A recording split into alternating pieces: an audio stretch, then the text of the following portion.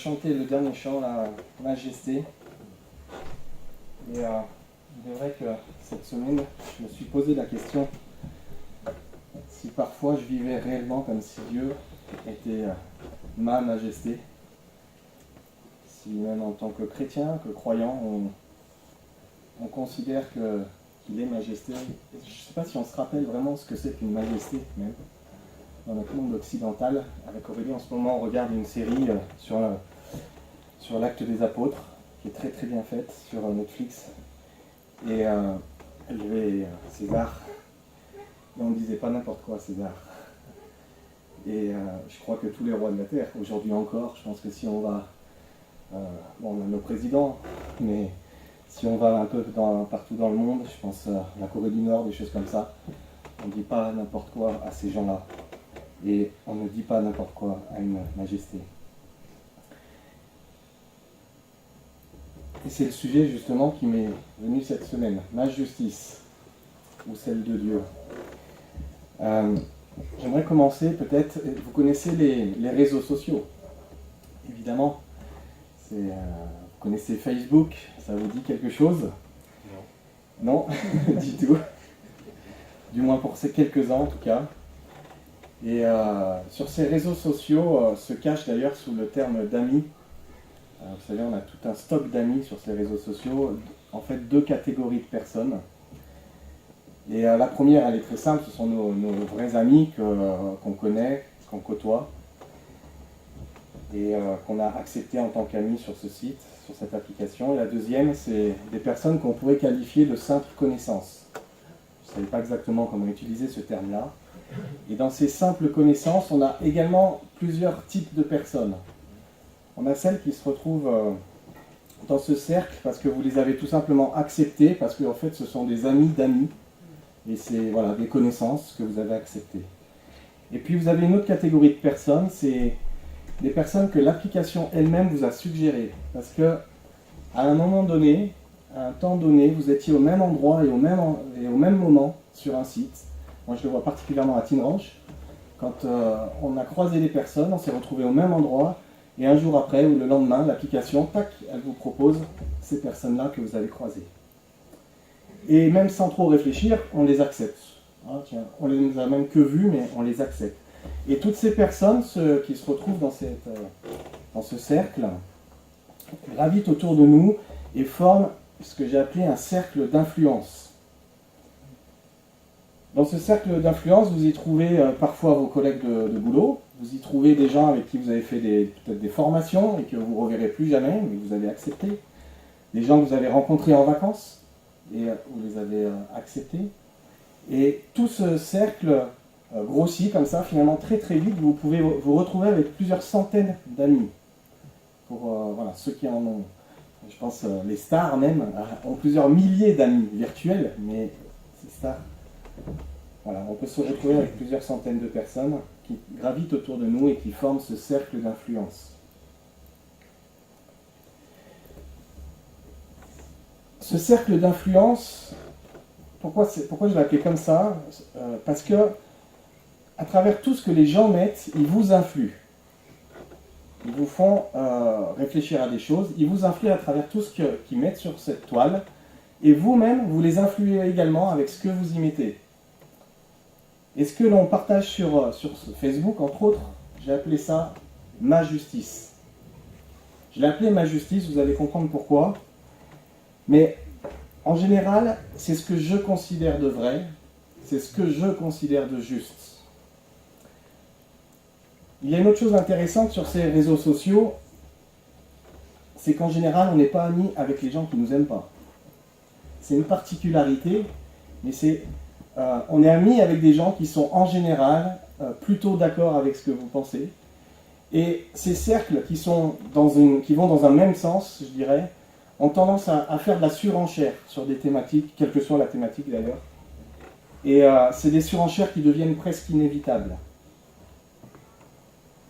Et pour ma part, il y a ces semaines passées, je crois m'être laissé pris à ce jeu de surenchère. En tout cas, au-delà du raisonnable, au-delà de ce que, en tant que chrétien, il serait bon que je fasse ou ce que mon identité de chrétien me permet. Vous allez comprendre, vous avez entendu parler des Gilets jaunes cette semaine, depuis 2-3 semaines.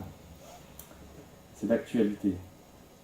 Alors personnellement, je n'ai pas été dans la rue, quoique peut-être si j'avais habité en ville, je l'aurais probablement fait. Mais à mon échelle, avec l'influence qui était la mienne, aussi petite soit-elle, et je rapporte aux réseaux sociaux, j'ai relayé les revendications de ce mouvement. J'en ai même fait la promotion, de façon insistante. Je me suis ouvertement associé à ce mouvement, et peut-être que quelques-uns d'entre vous l'ont fait. Et alors, on peut ne pas être d'accord ou pas d'accord sur ce mouvement, c'est évidemment pas la question sur laquelle je veux aller ce matin, mais j'aimerais nous inviter à réfléchir à ça, écoutez bien. Lorsque j'essaye de vendre ma justice, et j'utilise le terme de vendre volontairement, lorsque j'essaye de vendre ma justice à travers ce que je partage, aussi bien sur les réseaux sociaux d'ailleurs, qu'avec mes amis, parce que c'est valable aussi pour ceux qui n'ont pas Facebook, justement, et qui, finalement, quand on partage nos conversations dans la rue ou ailleurs, ce qu'on a entendu, est-ce que lorsque je travaille à ça, est-ce que lorsque j'essaye de vendre ma justice, je travaille à ce qui est essentiel pour le croyant? Je le disais quand je parle avec mes amis dans la rue, dans mes conversations à droite et à gauche, lorsque je râle contre ce qui m'insurge, pour chercher à finalement influencer dans mon sens, pour essayer que ma justice s'applique. Est-ce que je suis à ma place? La semaine dernière, nous étions avec des amis sur Lyon, et l'une d'elles a fait une réflexion, ou plutôt une remarque, presque en rigolant comme ça, mais quand le sujet justement des gilets jaunes est venu sur la table, et elle a dit tout simplement, tout bêtement, « Ah oui, mais c'est vrai, tu en es un, toi ». Et elle a dit ça parce qu'elle avait entendu tout simplement ce que j'avais relayé sur ce réseau, et elle avait vu ce que j'avais partagé. Et sur le coup, sans non plus trop en rajouter, je l'ai assumé. Presque un peu avec un peu de fierté, j'ai assumé ce combat-là qui était le mien. Ça aurait pu être n'importe quel autre combat à un autre moment, hein.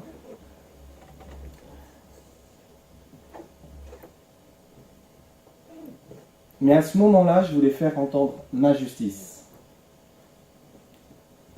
Puis après, avec un peu de réflexion, cette petite phrase anodine, « Tu en es un, toi. Tu en es un, toi. » Mon identité s'est vue rattrapée par la réalité de mon action revendicatrice. Et les autres l'ont certainement pas compris comme ça.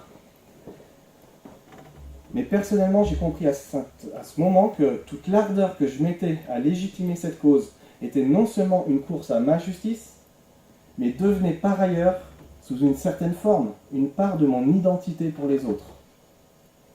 Tu en es un, toi. Et en continuant comme ça, à en rajouter, finalement, j'aurais pu aller jusqu'à une identification à travers cette lutte. Quand on connaît tel ou tel personnage politique parce qu'il a tel ou tel combat, ou tel artiste parce qu'il a tel combat, on l'identifie, on l'associe directement. Malheureusement, on a tous vu ces images de violence ces derniers temps, que cette lutte, ces convictions-là apportent, les débordements qui sont en train de causer. Vous voyez tous sur les routes, tous les jours, les radars brûlés, ça c'est le côté qui nous fait sourire. Où on a vu des voies publiques endommagées, des personnes blessées, même des décès dans quelques manifestations, je crois qu'on en a eu 2 au total, enfin, pour le moment. Et personnellement, je dois avouer que toutes ces images de violence, de par leur multiplicité grandissante, leur quantité, elles se sont mises à me déranger. Elles m'ont amené à réfléchir. Parce que moi, finalement, et tous mes amis Facebook, ensemble, on a comme ça relégué une sorte de promotion à la révolte. Une promotion à la révolte, que toute cause, aussi louable soit-elle, n'est pas possible en tant que, ne mérite pas que j'y participe en tant que chrétien. Il faut faire la part des choses, hein. Je ne dis pas que juste mettre un gilet jaune sur un pare-brise d'une voiture Je parle bien là de de prendre une part active dans la promotion d'un appel à la haine, sous une certaine forme. Le mot est peut-être fort, mais...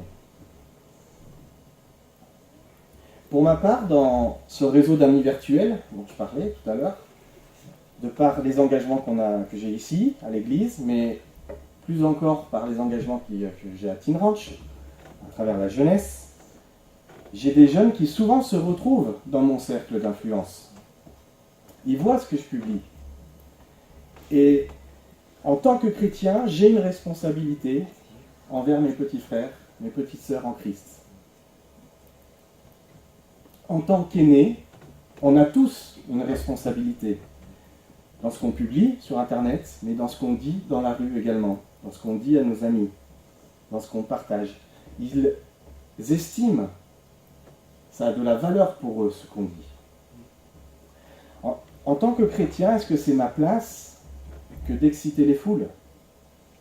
Que d'exciter les foules contre ceux qui nous gouvernent, quand bien même la cause serait juste ou justifiée, hein. Et je ne dis pas qu'elle est juste ou justifiée. Mais lorsque je répands finalement autour de moi une forme de culture à l'animosité envers les dirigeants, est-ce que je suis à ma place? Et c'est valable pour toutes les thématiques. Suis-je avant tout un gilet jaune ou un chrétien? Êtes-vous féministe avant d'être chrétienne?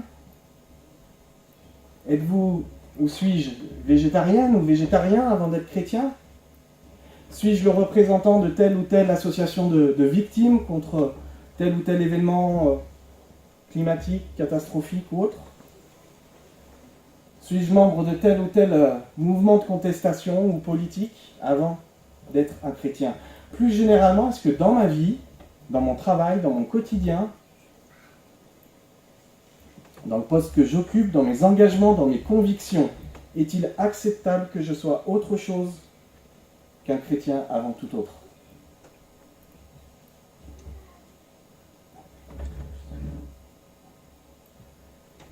Si donc vous êtes réveillés avec le Christ, cherchez les choses d'en haut. Pensez à ce qui est en haut, et non pas à ce qui est en bas sur la terre. Je ne dis pas qu'il faut avoir aucun avis, qu'il faut prendre aucune part à notre vie de société, à notre vie communautaire. Je dis simplement qu'en tant que chrétien, ce n'est pas ma place que d'exciter les foules ou d'attiser les haines. Je peux m'indigner de ce qui est injuste, ou de ce qui m'est injuste. Je peux ne pas être d'accord avec ceux qui me dirigent. En attendant, c'est Dieu qui les a mis là où ils sont. C'est lui qui change les temps et les circonstances, qui renverse les rois et qui établit les rois. L'apôtre Paul nous préconise même de prier pour eux. Que l'on prie pour les rois et pour tous ceux qui sont au pouvoir, afin que nous puissions mener à l'abri de toute violence, et dans la paix une vie qui exprime dans tous ses aspects notre attachement à Dieu, et qui commande le respect. Voilà ce qui est bien devant Dieu notre Sauveur, ce qu'il approuve. Parfois on affirme avec un peu de fierté que se révolter, on pense à la Révolution, c'est une tradition très française. Mais en fait, c'est faux. C'est une tradition qui est très humaine, tout simplement.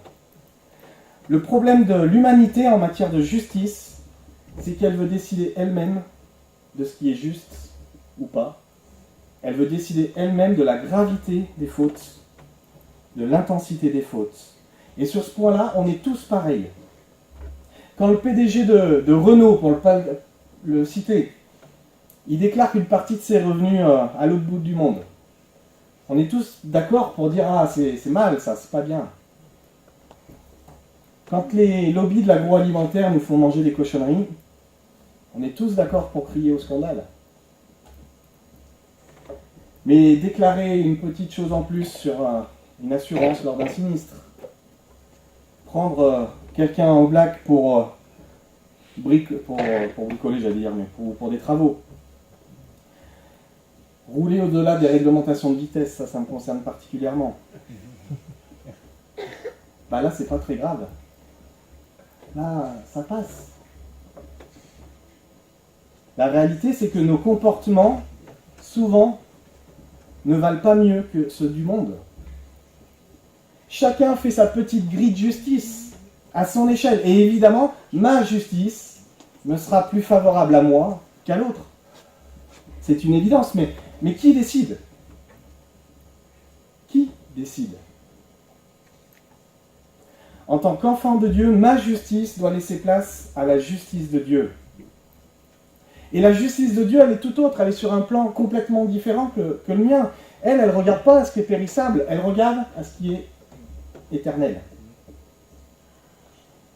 Cherchez les choses d'en haut, là où le Christ est assis. En d'autres termes, ne luttez pas pour ce qui n'a pas de valeur. J'ai pensé à une paraphrase de Matthieu 6. Voyez les oiseaux du ciel, ils ne revendiquent rien. Pourtant, le Père Céleste prend soin d'eux. Alors, quelle lutte mérite-t-elle, quelle lutte mérite d'être faite?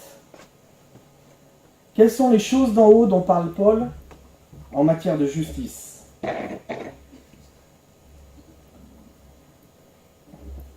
Quand nous prenons la place de Dieu, que nous marchons en ordre de bataille pour faire appliquer notre justice, on est tous d'accord pour dire qu'on est plein de zèle, on est sans pitié. Il faut que la personne qui m'a causé cette injustice paye. L'être humain, il a soif de justice. On le sait, c'est dans notre ADN depuis qu'on est tout petit. Vous prenez deux enfants, vous récompensez l'un avec une poignée de bonbons, et vous récompensez le deuxième pour le même service rendu avec un bonbon ou deux bonbons. C'est la parabole que Jésus a utilisée aussi. Il crie au scandale. Moi, tous les jours, si je ne donne pas exactement le même bonbon, voilà, on essaye de leur apprendre qu'on n'a pas tous toujours quelque chose au même moment. Ça semble évident. Et encore, même adulte, on a soif de justice dans ces termes-là. Quelqu'un qui travaille beaucoup d'arrache-pied pour finalement prendre un échelon dans son entreprise, il donne tout ce qu'il peut. Il fait tout ce qu'il faut, puis à un moment donné, il y a une place qui se libère, cette place, elle est pour lui, c'est évident. Et tout le monde est d'accord dans l'entreprise qu'elle est pour lui, cette place. Le problème, c'est qu'il y a le fils du patron, il débarque, il vient d'arriver, et paf, c'est lui qui prend cette place-là. Parce que ça arrive, on crie à l'injustice. On a tous soif de justice. À l'inverse, s'il y a bien une chose pour laquelle l'homme est habile face à Dieu, c'est pour, face à Dieu et sa justice, c'est bien de renvoyer la responsabilité à l'autre. Et ça date pas d'hier. On se rappelle du passage de la Genèse. L'un des plus gros problèmes de l'homme et de la femme est de ne pas savoir reconnaître ses fautes. Adam, qu'est-ce qu'il dit à Dieu quand Dieu parcourt le jardin? Adam, il dit, c'est pas moi, c'est la femme que tu as mis à côté de moi. Et la femme, elle dit, mais c'est pas moi. C'est le serpent qui m'a menti, qui m'a trompé. Et on a tous ce même et vieux réflexe que de renvoyer la faute à l'autre. Au lieu de simplement dire, c'est vrai, pardonne-moi, c'est vrai, j'ai désobéi, j'ai péché contre toi. À l'inverse, on dit, non, c'est l'autre que tu as placé à côté de moi. Et en faisant attention cette semaine, du coup, je me dis, mais même moi, mais on dit sans arrêt, c'est l'autre. Sans arrêt.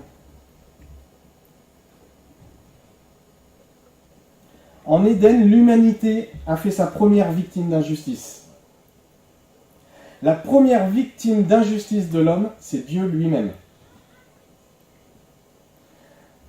L'homme, en prêtant attention aux mensonges du diable, a rendu Dieu victime d'une fausse prétention.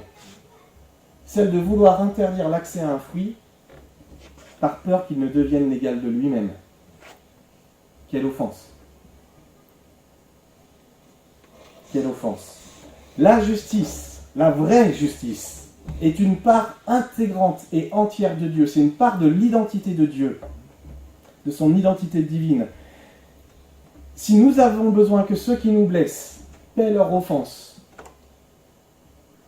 l'infâme faute qui a été faite en Éden, à combien plus forte raison Dieu lui-même, le juste, était en droit de réclamer réparation. Étant parfaitement juste, il fallait que quelqu'un paye. Il fallait que quelqu'un paye cette offense. C'est une faute infâme pour Dieu. Il est tout, il est l'alpha, l'oméga, le début et la fin, il a tout créé. Alors la question à $1 million, qui était en capacité de payer l'injustice faite à Dieu, lui le juste, le rémunérateur de ceux qui le cherchent? Lorsqu'il y a offense, vous êtes d'accord, un tribunal condamne l'offenseur à la hauteur de la peine, ou il essaye. Il condamne à des années de prison, et il condamne en général à de lourdes amendes également. Mais pour Dieu, face à Dieu, arriverions-nous à le satisfaire avec quelques liasses de papier, avec quelques années de prison ou quelques cérémonies de purification, avec des pèlerinages peut-être? Beaucoup tentent avec des pèlerinages. La réponse, évidemment, elle est non. Personne n'est à la hauteur de Dieu. Il n'y a pas d'équivalent à Dieu si ce n'est Dieu lui-même. Et c'est pour ça que le seul homme qui pouvait payer le prix, c'était Jésus-Christ. C'était Dieu lui-même. C'est le seul équivalent à lui. On va lire Jean 3 passages. La parole, c'est-à-dire Dieu lui-même, a été faite chair, c'est-à-dire Jésus-Christ. Elle a habité parmi nous, pleine de grâce et de vérité. Et nous avons contemplé sa gloire, une gloire comme la gloire du Fils unique, venu du Père, ou issu du Père. Il, Jésus, bien sûr, a pris nos péchés sur lui et les a portés dans son corps sur la croix, afin qu'étant morts pour le péché, nous menions une vie juste. Oui, c'est par ces blessures que vous êtes guéris, transpercés à cause de nos crimes, écrasés à cause de nos fautes. Le châtiment qui nous donne la paix est sur lui, est tombé sur lui. Et c'est par ces meurtrissures que nous sommes guéris. Voilà pourquoi Jésus-Christ était le seul nom par lequel nous pouvons prétendre, par lequel nous pouvons prétendre être justifiés devant Dieu. Aucun autre chemin n'est vrai. C'est parce que nous sommes tous incapables de satisfaire Dieu par nos propres œuvres. Parce que nous sommes tous incapables de pratiquer la loi de Dieu parfaitement, même avec d'immenses efforts.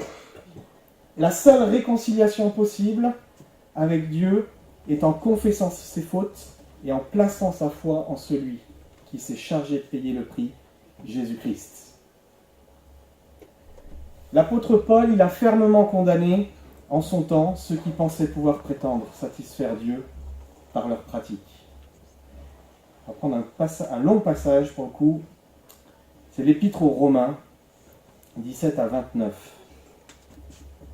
Toi qui te donnes le nom de juif, qui te repose sur la loi, qui met ta fierté en Dieu, qui connaît sa volonté et qui instruit par la loi, sait discerner ce qui est important. Toi qui es persuadé d'être le guide des aveugles, la lumière de ceux qui sont dans les ténèbres, l'éducateur apte à corriger les gens déraisonnables, à instruire les tout-petits, parce que tu as dans la loi l'essence même de la connaissance et de la vérité. Toi donc qui instruis les autres, tu ne t'instruis pas toi-même? Toi qui proclames qu'il ne faut pas voler, tu voles? Toi qui dis qu'il ne faut pas commettre d'adultère, tu commets l'adultère? Toi qui as les idoles en abomination, tu commets des sacrilèges? Toi qui mets ta fierté dans la loi, tu déshonores Dieu par la transgression de la loi. Car c'est à cause de vous qu'on calomnie le nom de Dieu parmi les nations, comme il est écrit, certes, la circoncision est utile. Si tu mets la loi en pratique, mais si tu es un transgresseur de la loi, ta circoncision devient incirconcision. Alors là, il faut s'accrocher un petit peu. Si donc l'incirconcis observe les justes ordonnances de la loi, son incirconcision ne sera-t-elle pas comptée comme circoncision?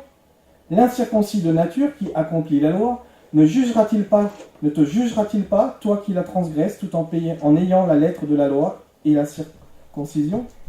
Le vrai juif, ce n'est pas celui qui en a les apparences, et la vraie circoncision, ce n'est pas celle qui est apparente dans la chair. Est vraiment juif celui qui est dans le secret, sa circoncision, c'est celle du cœur qui relève non pas de la lettre, mais de l'esprit. celui-là ne sort pas sa louange des humains, mais de Dieu.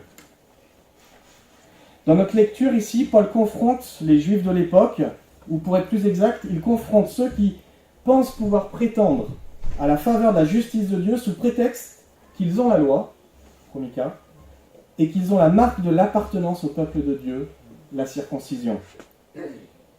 Un peu plus tôt, on ne l'a pas lu dans le chapitre 1 qui précède, au verset 25, Paul dit que ceux qui ne connaissent pas Dieu, au lieu d'adorer Dieu, le Dieu créateur, ont adoré la création. Et ce faisant, ils sont devenus idolâtres. Et Dieu les a livrés pour ça à des pratiques infâmes, déshonorantes pour eux-mêmes, pour leur propre corps. À eux qui ont changé la vérité de Dieu, pour leur mensonge. Et juste avant ce passage, ce grand passage qu'on vient de lire, au début du chapitre 2, en s'adressant aux Juifs qui étaient sous la loi, il ne dit rien d'autre que celui ou celle qui se couvre par sa propre justice est coupable aux yeux de Dieu des mêmes choses que ces gens-là. Des mêmes choses que les païens qui refusent Dieu. Et c'est pour ça qu'il dit, toi qui proclames qu'il ne faut pas voler, tu voles. Et ça, c'est valable pour nous aussi aujourd'hui qui sommes sous la grâce, comme je le partageais au début de ce message. Faire sa propre grille de justice, choisir ce qui est acceptable ou non, selon sa compréhension personnelle, sa volonté, n'est rien d'autre qu'une façon en fait de s'élever, et de s'élever au-delà de Dieu, à la place de Dieu. Finalement, choisir à la place de Dieu, c'est une rébellion par excellence. C'est de l'idolâtrie envers soi-même. Ma justice doit laisser place à la justice de Dieu. En résumé, Paul il dit que pour être juste devant Dieu, l'homme doit répondre aux critères de justice de Dieu et pas aux siens. Non à ses critères personnels. Lorsqu'il dit le vrai juif, ce n'est pas celui qui en a les apparences, et la vraie circoncision, ce n'est pas celle qui est apparente, il dit la même chose que Jésus-Christ. Qui dit, c'est au fruit qu'on reconnaît l'arbre. Ce ne sont pas tous ceux qui me disent Seigneur, Seigneur qui entreront dans le royaume, mais ceux-là qui font la volonté du Père. Quand vous avez un couple qui se marie, qui conclut une alliance, c'est le mariage. Si l'un des deux trompe l'autre, celui qui est trompé va dire, mais en fait, tu m'aimes pas ? Tu m'aimes pas ? Qu'est-ce que vous penseriez de l'adultère s'il répondait, mais si, regarde, j'ai la marque de notre alliance. Je dirais, c'est une blague. Paul il dit, la vraie circoncision, c'est celle du cœur. C'est pas celle qui est apparente. N'est pas juste celui qui confesse Christ seulement, mais celui qui pratique la volonté du Père.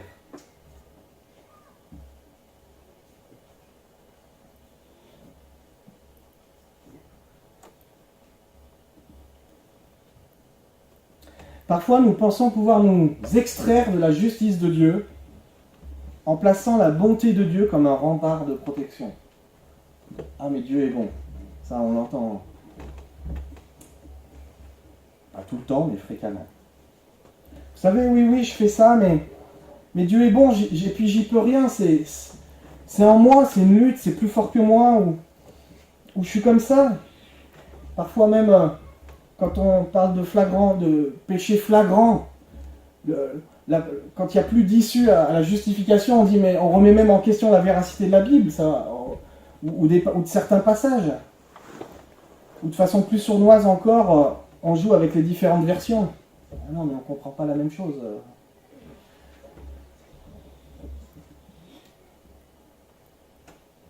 Mais la bonté de Dieu, elle n'est pas là pour m'aider à tolérer mon péché. Bien au contraire, la bonté de Dieu, elle est là pour me pousser à la repentance.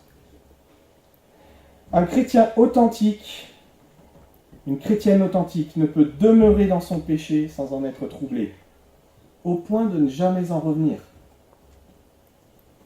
Je ne parle pas là de celui ou de celle qui vit des luttes, même depuis des années, et qui suit ce schéma qu'on connaît tous, chute, repentance, restauration, chute, repentance, restauration. Puis Dieu permet quelquefois une restauration définitive, on utilise le terme de libération dans ces cas-là. Tous les chrétiens vivent ça, à différentes échelles, avec différentes intensités aussi, suivant la maturité, on va dire, qu'on a. Plus le temps passe, plus ça s'espace dans le temps, ces épreuves-là. Mais tous les chrétiens vivent cela. Lorsque je dis un chrétien authentique ne peut demeurer dans son péché, je parle bien là de ceux qui pourraient se dire circoncis de cœur, comme on l'a vu, mais qui vivent dans leur péché sans que cela ne les impacte, sans que ça ne les inquiète. Et c'est par cette sonnette d'alarme que je voudrais terminer. Le péché est grave. Majesté, on l'a dit. Dieu pourrait légitimement, en un instant, nous réduire à rien du tout pour assouvir sa justice. Mais parce qu'il est bon, il veut pardonner. Il reporte son jugement pour le jour que Paul a appelé le jour de la colère et de la révélation du juste jugement de Dieu. La formule, elle est un peu lourde, mais elle est complète. Et ce jour, il viendra. Ce jour viendra. Dieu agit selon son plan, il est fidèle dans les principes qu'il a lui-même établis, les règles qu'il a instaurées. Je terminerai par ce passage, ce dernier passage. Souci. C'est un résumé de 2 Pierre.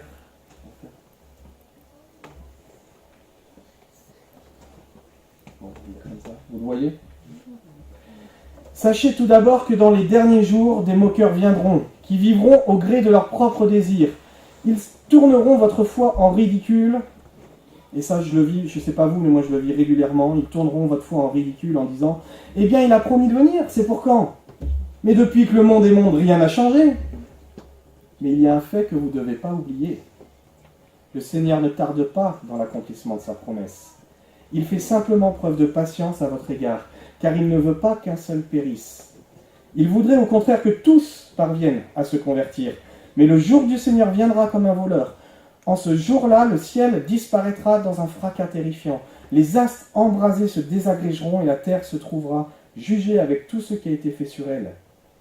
Mais nous attendons, comme Dieu l'a promis, un nouveau ciel et une nouvelle terre où la justice habitera.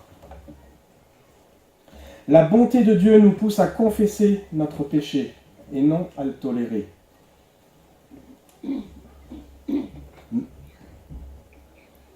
Ma justice est tournée vers moi-même.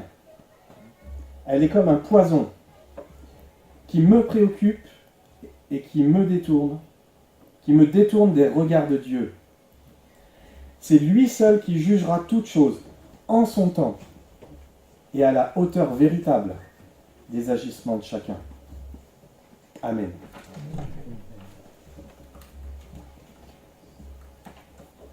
Je vais prier. Seigneur notre Dieu, on veut te dire majesté comme on a chanté. Et en même temps, on veut te demander pardon parce que trop souvent dans nos vies, on reprend la royauté. Merci parce que ta grâce nous permet de sans cesse revenir à toi et sans cesse te la redonner, cette royauté, cette majesté qui t'est due. Je te prie, Seigneur, que si quelqu'un dans cette salle venait de comprendre